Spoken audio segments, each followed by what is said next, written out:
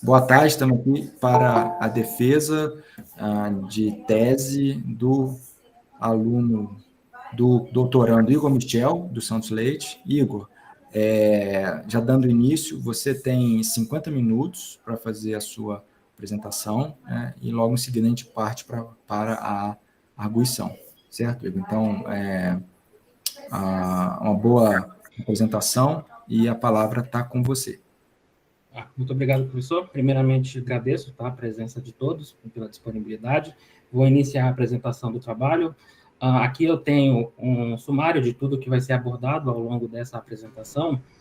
E, para começar, eu gostaria de falar primeiramente da importância da energia elétrica. Eu creio que todos já saibam, né, o quão relevante e o quão importante é a energia para a humanidade. Haja vista que após o início da eletrificação e massificação da mesma, a humanidade começou a caminhar passos muito mais largos do que vinha anteriormente.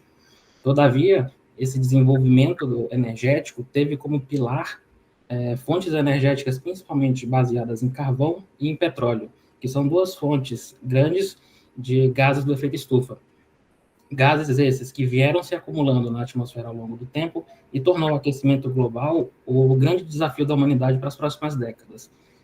No intuito de tentar frear esse cataclisma global, existe um desenvolvimento de pesquisas e produção para a alternância dessas fontes baseadas em carvão e petróleo para as fontes renováveis, sendo que um dos principais destaques para essa fonte renovável é a geração solar, que nos últimos anos vem apresentando um crescimento médio da casa dos 22% ao ano, tá?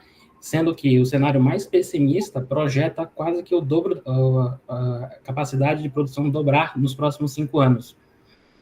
O principal fator que faz com que esse motor gire com mais intensidade está sendo a queda dos custos relacionados ao investimento, programas governamentais que fomentam essa aplicação e a própria mudança na mentalidade das pessoas.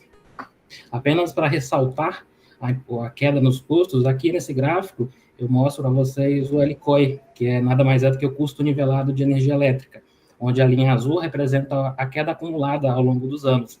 E nós podemos ver que desde o início da série até posterior a próximo de 2022, já acumula mais de 80% na queda com relação ao preço da produção da energia elétrica. No contexto brasileiro, ele é descrito como tímido. Tá? Atualmente, nós estamos com aproximadamente 16, quase 17 gigawatts de capacidade instalada.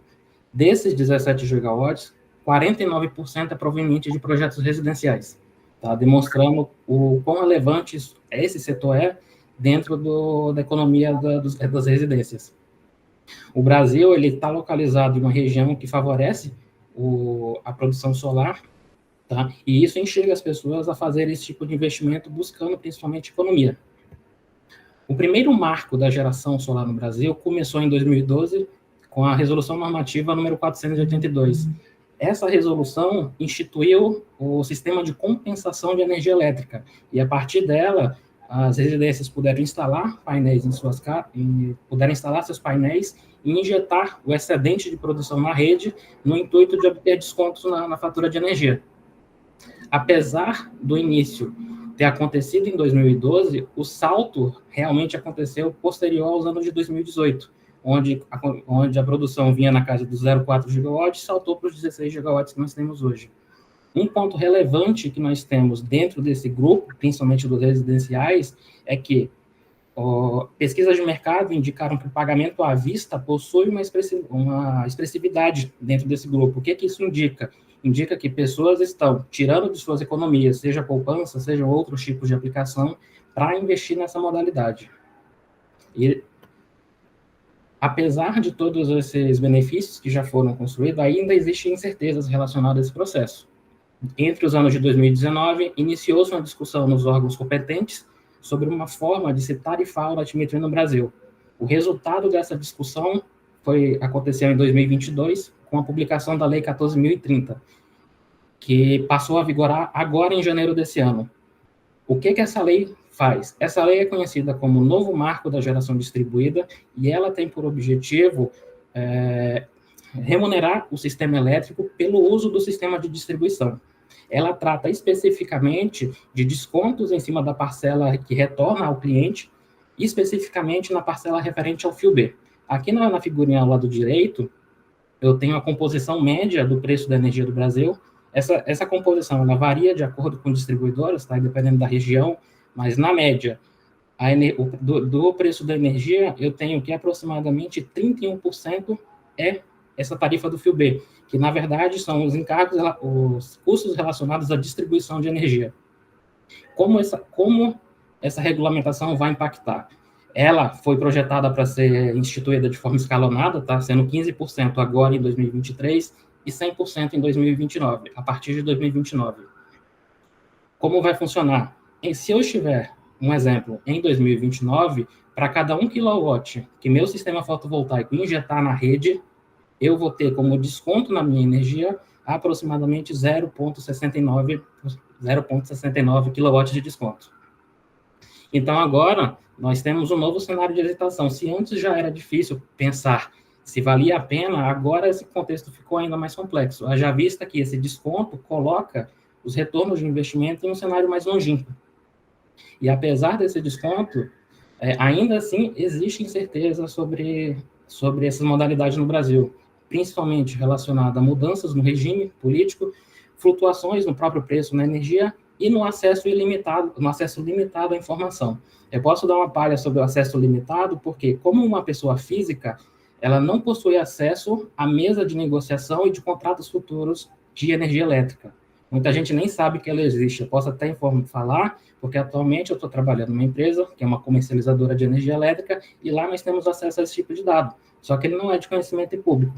E por não ser de conhecimento público, a maioria dos agentes possuem acesso limitado. Fora isso, nós temos a situação que pouquíssimos trabalhos analisam essa nova regulamentação e o impacto dela sobre a decisão. Assim, após essa contextualização, nós temos um cenário onde o agente precisa decidir se ele vai fazer um sistema fotovoltaico que supra de maneira integral o seu consumo, ou se ele faz isso de uma forma escalonada e parcial, ou seja, ele começa com uma parcela do seu projeto fotovoltaico e numa data posterior ele finaliza, ou mesmo não finaliza. Isso é perfeitamente possível.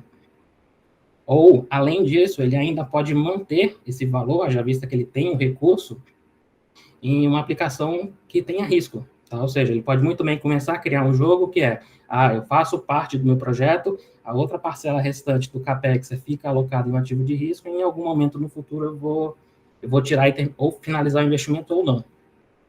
Assim, eu tenho um jogo de opções que começa a se comunicar entre si.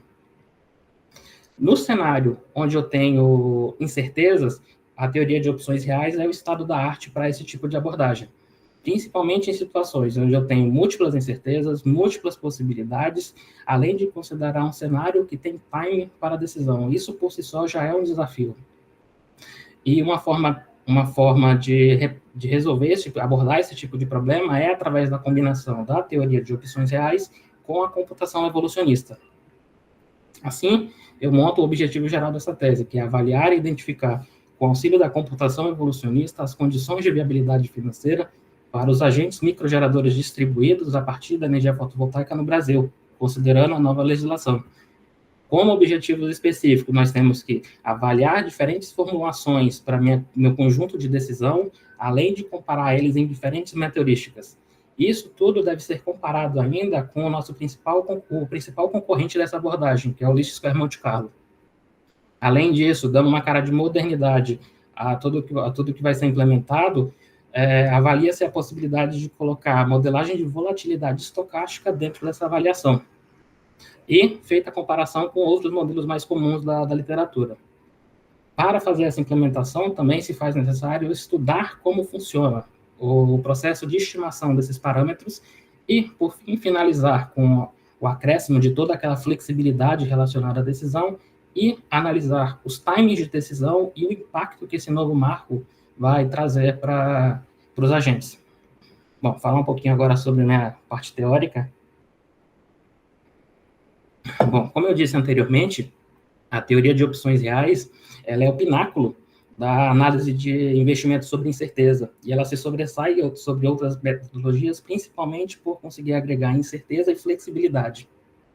As opções, elas são instrumentos que dão ao detentor o direito de comprar ou vender um ativo a um preço pré-estabelecido, sendo elas classificadas ainda como opções do tipo europeia e opções do tipo americana, sendo as opções do tipo americana o foco desse trabalho. Toda a teoria de opções, ela tem como 3 pilares principais: o desconhecimento do valor futuro, ou seja, incerteza sobre o que vai acontecer, uma irreversibilidade da minha decisão, ou seja, da feita que eu tomo a decisão, eu não consigo voltar lá atrás de forma completa, pelo menos, e flexibilidade gerencial quanto a isso. Dando um enfoque agora na parte de desconhecimento sobre o valor futuro, a principal forma de eu abordar a incerteza dentro dessa da metodologia de opções reais é através da modelagem estocástica. Um processo estocástico, ele descreve o comportamento de uma variável cujas mudanças são probabilísticas ao longo do tempo, sendo os modelos estocásticos mais usuais o movimento geométrico browniano, o movimento de reversão à média, só que esses dois modelos por si só nem sempre conseguem capturar todas as peculiaridades e nuances que existem em uma série de dados, ou em um determinado tipo de mercado. Então, para isso, existem outros tipos de modelos com um grau de sofisticação maior que tentam capturar isso. E um desses modelos é o movimento com saltos, que a ideia principal é justamente colocar picos de preço ou de volumes, qualquer que seja a abordagem que esteja sendo considerada, dentro da nossa análise. Além disso ainda, existem outros modelos que têm como premissa que a minha volatilidade não é constante no tempo, tá? Que faz até um paralelo com a parte de heterossedasticidade, que no caso aqui seria o movimento de volatilidade estocástica, sendo este o mais conhecido, o modelo de Henston.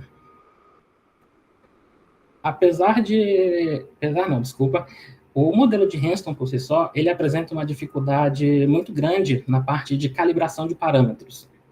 Tá? E a literatura, ela bifurca em duas vertentes.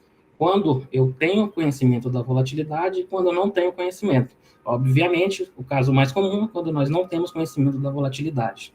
Dentro ainda deste cenário de volatilidade desconhecida, existe mais uma bifurcação, que é quando existe dados de mercado e quando não existe.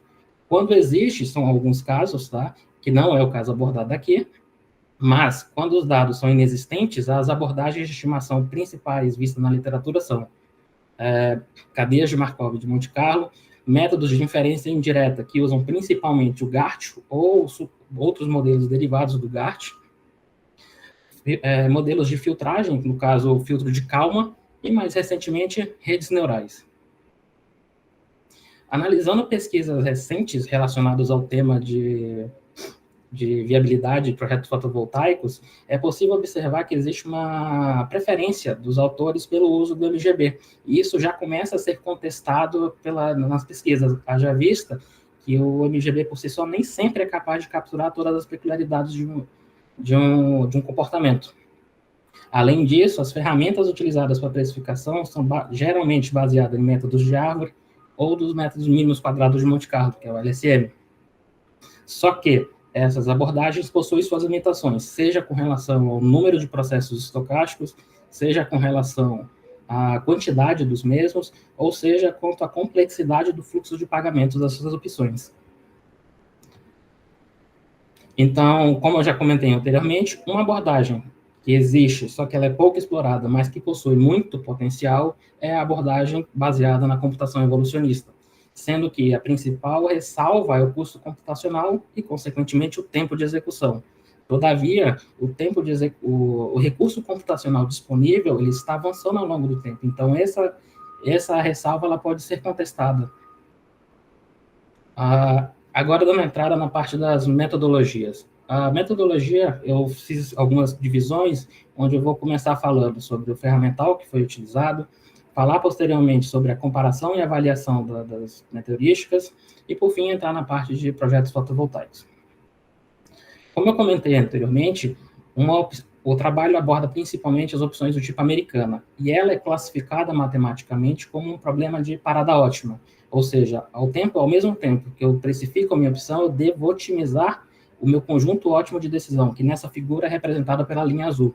A linha azul, ela é um conjunto vamos dizer, um conjunto de instruções que me diz, para cada instante de tempo, o que eu devo estar fazendo caso o meu preço esteja acima ou abaixo da mesma. Aqui nesse caso, caso meus preços estejam abaixo da minha linha azul, eu devo esperar o próximo momento para exercer.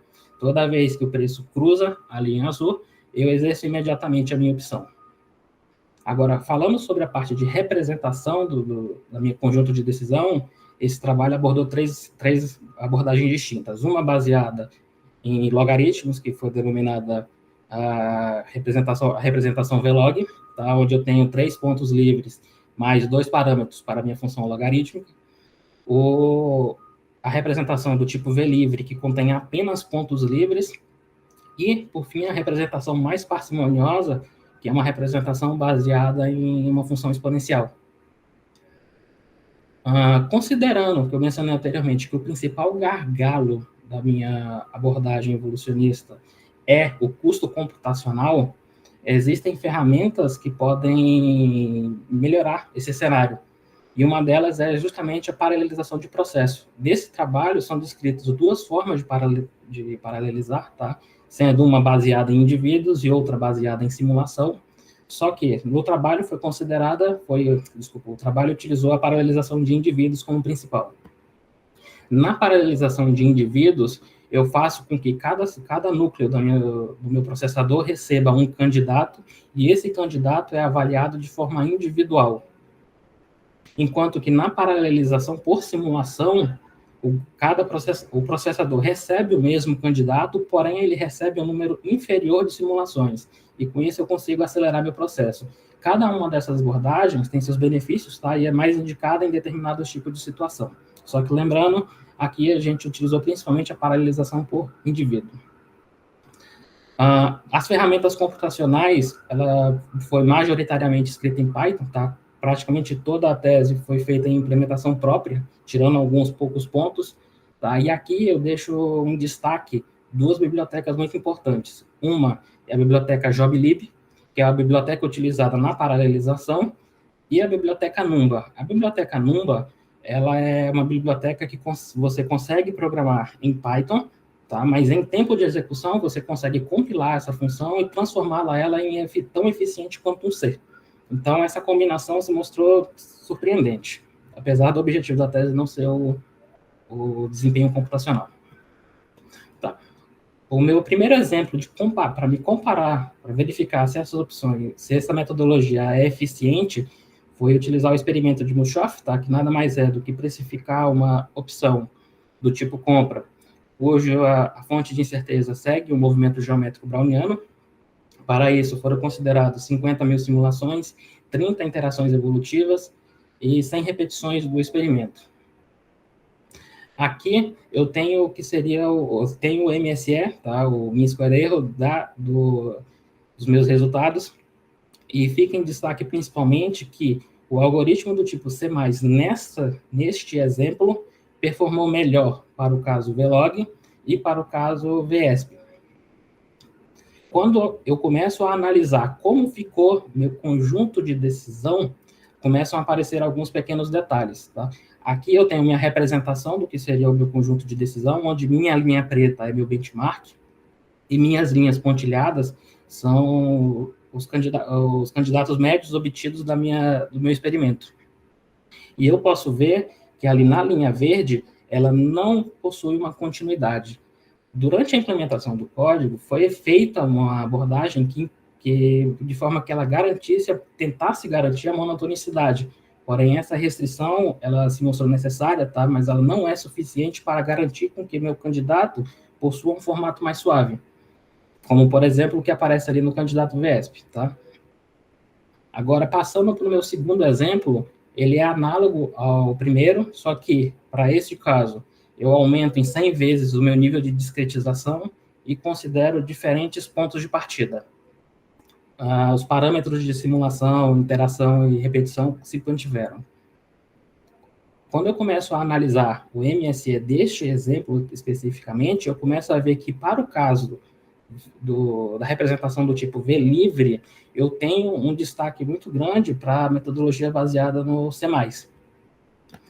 E essa representação ela se mostrou constante para todos os casos que foram testados. Só que, além disso, num overview geral, o que a gente tem? que o gatilho do tipo V livre ele é beneficiado, tá, devido às características de algumas heurísticas, porém, as soluções apresentam o mesmo comportamento no geral que foi apresentado no exemplo 1, que é justamente de você não ter uma continuidade na minha solução. Outro ponto importante é que o teste Tucker não aponta diferença significativa entre as metaheurísticas para o gatilho do tipo VESP. Além disso, essa metodologia do gatilho, do representação VESP, ela se mostrou tão eficiente quanto o nosso principal concorrente, ou seja, eu tenho uma metodologia que é tão eficiente quanto a principal referência da literatura. Agora, falar um pouquinho sobre as ferramentas de calibração para o modelo de Ranston. Como eu falei no início, calibrar o modelo de Ranston é um trabalho sem igual. Então, tentou-se utilizar das redes neurais para que esse serviço fosse feito. Entre os anos de 2020 e 2021, surgiu uma rede denominada DeepNet que ganhou muita notoriedade. E nessa notoriedade, nós tentamos utilizar da mesma, tá, para fazer algumas comparações. Como funciona essa parte de calibrar os parâmetros de Ranston? Nós utilizamos de simulação para gerar dados, insumo para treinar a rede neural, haja vista que eu sei a priori quais são os parâmetros que originou cada uma daquelas séries de dados. Então, eu utilizo meus caminhos de Monte Carlo para alimentar a minha série e, no final, eu tenho que retornar exatamente os parâmetros originais.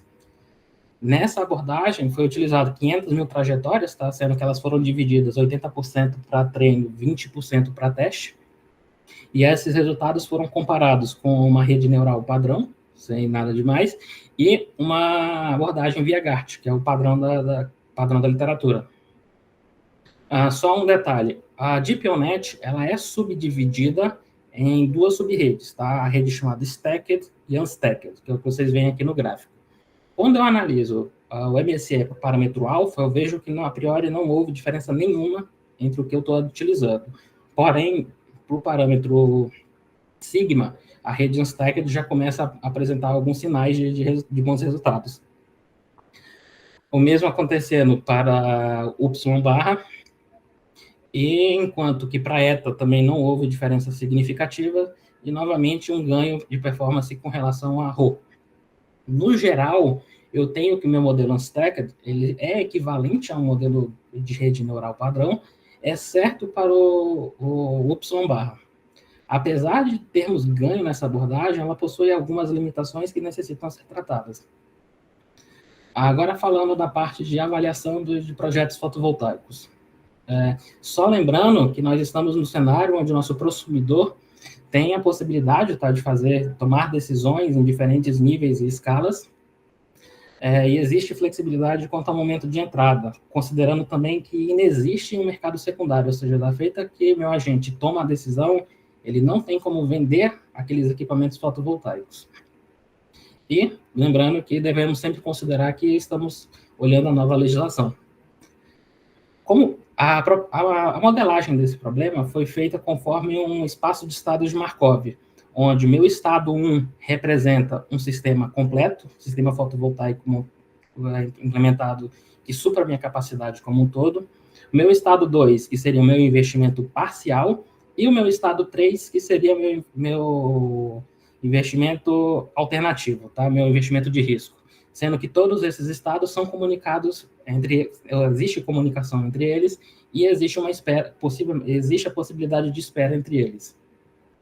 Então, eu tenho que minhas regras do meu modelo são, o meu estado 1 é um estado absorvente. Por que um estado absorvente? Porque haja vista que eu tomo a decisão de investir completamente, eu não consigo mais voltar atrás. Os estados 1 e 3 são diretamente incomunicáveis, sendo essa uma das limitações, tá, do trabalho, ou seja, eu tenho que ter o estado 2 ali no meio do caminho, entre o estado 1 e 3, e uma vez que um estado é ativado, eu não posso ativar ele novamente, ou seja, da feita que eu tomo uma decisão, aquela decisão acabou, não tem mais o que ser feito quanto a isso. Aqui eu tenho todos os possíveis cenários que eu posso montar com essas opções, tá? São 8 no total. Minhas considerações iniciais sobre o projeto. Ele se baseia em um cliente que consome aproximadamente 360 kWh mês, tá? Cujo esteja localizado em Juiz de Fora, Minas Gerais, sob a cobertura da companhia CEMIG. Critérios de engenharia são considerados previamente satisfeitos. Aqui eu tenho os meus macroparâmetros do meu projeto solar, tá? Da simulação também, só atentando que nós consideramos custos relacionados à manutenção, que no caso seria o OPEX, a degradação dessa célula fotovoltaica ao longo do tempo, e a tarifa do FIOB em Minas Gerais é de 26%. Aqui eu tenho o flowchart de todo o processo de avaliação, onde se inicia fazendo a aquisição e tratamento de dados, assim como a modelagem de incertezas. Posteriormente é feita a geração inicial da população, com a sua respectiva otimização, e por fim, a avaliação final. Para a modelagem de incertezas, foram considerados o preço da energia elétrica da CEMIG e o IVVB11 como um ativo de risco. Para quem não conhece, o IVVB11 é uma ETF e ela replica o índice SP500 aqui no Brasil. Mas, apesar de ter utilizado o IVVB11, qualquer outro tipo de ativo pode ser considerado, tá? Até mesmo carteiras ou outros tipos de fundos. Dados sobre energia elétrica foram coletados diretamente da ANEEL, enquanto que o IVVB11 e o Ibovespa foram coletados pelo Yahoo Finance. O Ibovespa ele é considerado a nossa proxy de mercado e foi utilizado unicamente para o cálculo do prêmio de risco dos meus ativos. Prêmio de risco esse calculado via CAPM. A modelagem do meu processo estocástico seguiu um fluxo próprio, tá, que foi desenvolvido aqui nesse trabalho, que tem como principal diferença a inclusão de testes de heterossedasticidade para a detecção de volatilidade variante no tempo.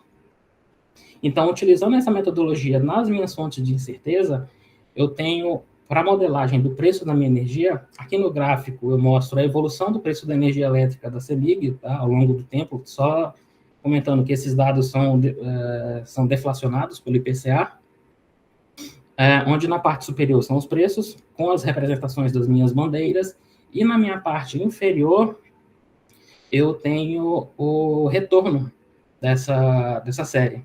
Um ponto de importante é que quando eu analiso a série de retornos, eu consigo ver ali no início, lá entre 2010 até próximo de 2014, que minha série possui um comportamento mais estável. Porém, a partir do momento que o sistema de bandeiras começa a entrar em vigor, a minha série de retorno começa a oscilar muito mais, sendo essa um indicativo que a variância não é constante, que foi ressaltada pela presença do teste, pela presença de heterossedasticidade no teste estatístico. Nesse caso, a modelagem escolhida para o preço da energia elétrica foi o movimento de volatilidade estocástica, só que também foi feita a comparação do mesmo com um movimento geométrico browniano com jumps.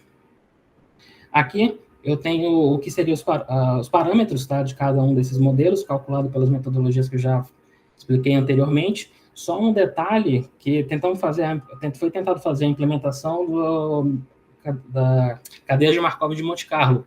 Porém, aconteceu algum problema, só deixei aqui a título de curiosidade, que os resultados acabaram não sendo tão próximos do GART e da DeepNet. Então, para meus parâmetros, eu acabei considerando uma média dos dois ali no final. Quando eu passo para a modelagem do IVVB11 e seguindo o mesmo fluxo que eu utilizei na energia, eu vejo ali na minha série dos retornos embaixo que a mesma não tem aquele comportamento tão, apesar de ser um comportamento mais intenso, tá, mas ela não é tão diferente quanto no caso da energia. Então, eu acabo que eu tenho um movimento geométrico browniano padrão aqui. Um ponto de curiosidade para essa série é que, caso eu tentasse fazer essa série por um movimento de reversão à média, eu ia me deparar com um problema de overshooting na série, que isso me traria um monte de problemas na hora de estimação de parâmetro. Mas isso, como eu comentei, é apenas um ponto de curiosidade, porque isso não é algo que se vê todo dia.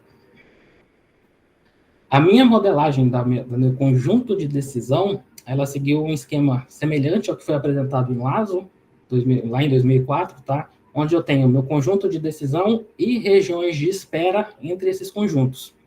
Então, no final, eu tenho que meu vetor de decisão é composto por 6 posições, e cada uma dessas posições representa um dos gatilhos. Aqui eu tenho uma tabela mostrando quais são essas 6 posições, e o intervalo em que cada uma foi considerada para ser otimizada.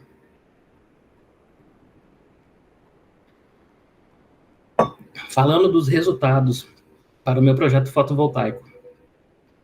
Primeiramente, analisando as simulações dos meus preços de energia, eu vejo que, para o modelo de Henston, eu tenho uma assimetria muito intensa na minha série, que vai se intensificando conforme o tempo vai passando. E isso não é observável no caso do MGB, até porque ele se comporta mais como um normal padrão. Apesar de o MGB possuir médias e medianas maiores do que o próprio modelo de Henston. Então, isso vai aparecer mais na frente, na hora que eu for falar sobre as distribuições de preço. A minha avaliação, ela também seguiu os mesmos passos que foram utilizados nos meus exemplos, tá? 30 gerações evolutivas e 100 repetições do meu experimento. Como não foi observada a diferenciação entre as meteorísticas, foi considerado DE, tá? Por uma escolha pessoal até. E nossa representação de gatilho foi pela função exponencial. Então, nós temos 4 cenários, tá? Sendo baseado em Henston, com e sem a nova legislação, e baseado no movimento geométrico browniano, com e sem a nova legislação. Aqui eu apresento para vocês o resultado das minhas distribuições de resultado, onde na minha figura à esquerda eu tenho o valor das minhas opções quando todas as opções estão ativas, ou seja, o meu agente tem acesso a todas as opções. E no meu lado direito, apenas quando o estado 1 é exercível, sendo que no meu lado direito, eu estou considerando apenas o caso onde a nova legislação está acontecendo. Uma coisa que fica clara quando a gente observa aqui é que, se eu comparar os modelos de Henston, que são as duas curvas laranjas, eu vejo que ele salta dos seus 28 mil, quando eu tenho apenas um estado, para 37 mil, demonstrando que, nesse caso, houve sim um aproveitamento de todas as opções, o que não é observável quando eu analiso ali a curva verde, que é o caso do MGB no Jump, que saiu do 22 mil e foi para 26, ou seja, um aproveitamento melhor. Outra coisa que é importante é a assimetria também nas distribuições dos resultados, tá? Que deve ser ficado atento a esse tipo de comportamento. Quando eu passo à execução da análise de time, eu vejo que o meu time de decisão, a grande diferença começa a aparecer para o gatilho relacionado à entrada no meu estado completo, que é o meu estado 1. E a tradução desse gráfico, usando as médias desses caras, eu gero o meu campo de decisão baseado na relação de preço e tempo, onde no meu canto superior esquerdo, eu tenho a representação considerando o caso de Henston, no meu canto superior direito, o MGB com Jump, e na minha parte inferior, os gatilhos relacionados ao IVVB11. As linhas pontilhadas no gráfico superior indicam quando eu não tenho a nova legislação, e as linhas preenchidas indicam os gatilhos considerando a nova legislação. Regiões em azul claro são regiões de espera, enquanto que as outras cores representam os outros estados, sendo o verde o estado 1, o azul mais escuro o estado 2 e o roxo o estado 3. Quando eu analiso no caso de Henston, eu vejo que a inclusão do novo marco da geração faz com que minha regra de decisão torne mais difícil a entrada no meu estado completo, enquanto que ele favorece ali mesmo que minimamente a entrada nas minhas opções alternativas. Isso não é diretamente observável, é observável, mas sobre um outro aspecto, no caso do MGB com Jumps, onde a maior variação ficou sobre as opções alternativas, ou seja, da feita que eu estou sobre o caso de MGB com Jump e eu não tenho acesso a nova legislação não está em vigor, minha decisão é basicamente facilitar a entrada no estado 1 e dificultar a minha entrada nos outros estados. Sendo que esse cenário tem uma leve movimentação, tá, para facilitar a entrada nos estados alternativos quando o novo marco da geração está ativo. Aqui na parte dos gatilhos relacionados ao IVVB11, eu tenho a minha representação a minha linha verde e a minha linha cinza, elas representam os gatilhos relacionados ao modelo de Henston, enquanto que minha linha azul e laranja, os gatilhos relacionados ao meu movimento geométrico browniano. E aqui também eu observo que há um aumento na dificuldade do exercício dessa opção em função da existência ou não do novo marco e como também uma função do processo estocástico que eu estou escolhendo.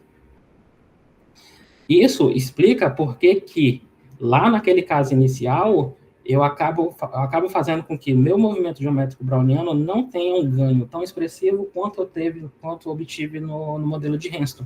Haja vista que os exercícios são, de certa forma, simplificados em alguns casos. Uma forma de tentar traduzir isso é através dessa tabela que ela me mostra a probabilidade de execução de cada um dos estados com uma relação do momento escolhido.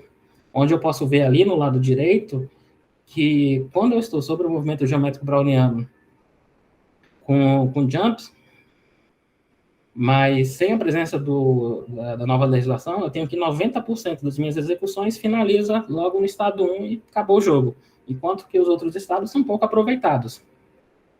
Já quando a nova legislação entra em vigor, aqueles 90% caem para 79,61 e eu tenho uma distribuição, mesmo que tímida, tá, para as outras estratégias.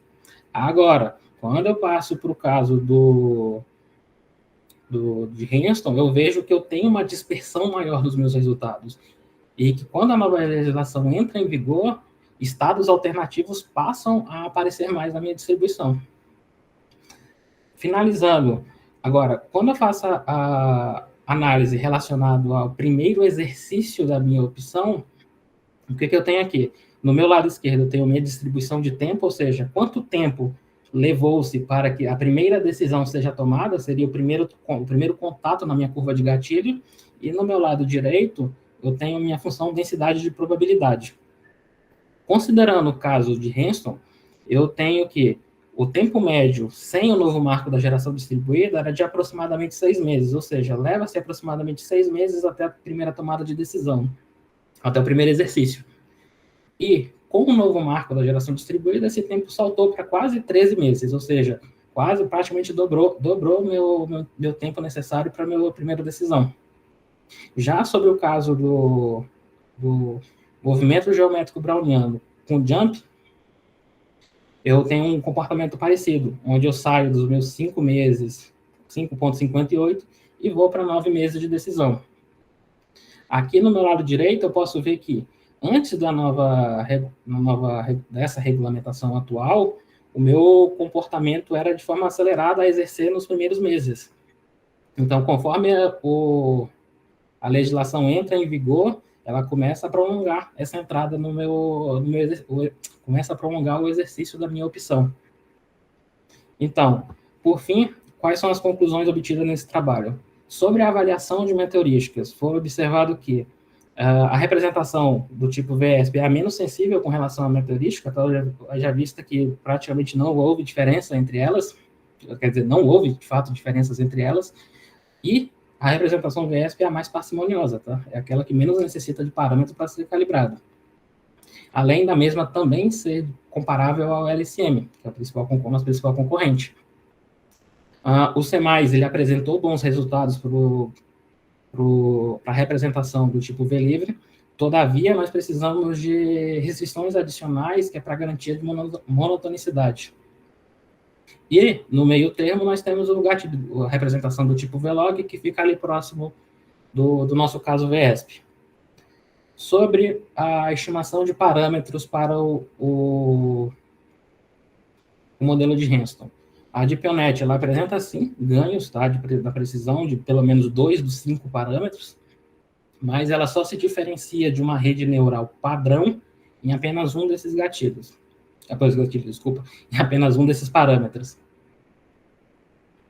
E, por fim, sobre a avaliação de sistemas fotovoltaicos, o novo marco, ele reduz a viabilidade, mas ele não é capaz, por si só, de inviabilizar um projeto fotovoltaico como um todo. Acabamos tendo que a modelagem, seguindo um processo de volatilidade estocástica, gera maior diversidade na minha solução, tá? E essa diversidade reflete principalmente no valor da minha opção, ao final das contas. E nós temos que, por fim, que o novo marco da geração distribuída acaba fazendo com que haja um salto no meu tempo para decisão, de 6 meses e meio para 13 meses, de 5 meses e meio para aproximadamente 9 meses. Como sugestão para trabalhos futuros, fica o aprofundamento, tá, nas restrições relacionadas à codificação